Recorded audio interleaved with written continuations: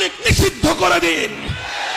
যারা আমার মায়ের বুক খালি করবে তারা এদেশের শিক্ষাঙ্গনগুলোকে কসাইখানায় পরিণত করবে।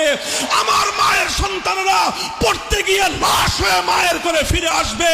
এমন ছাত্র রাজনীতি আমরা দেখতে চাই না।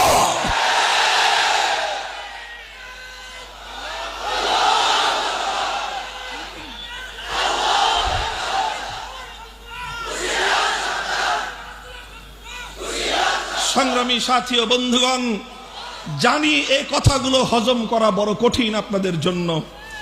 জানি এই কথাগুলো বলবার দায়ে আমাদেরকে অভিযোগের কাঠগড়ায় দাঁড়িয়ে যেতে হবে। কিন্তু একবার চিন্তা করুন সেই সন্তানহারা মায়ের কথা।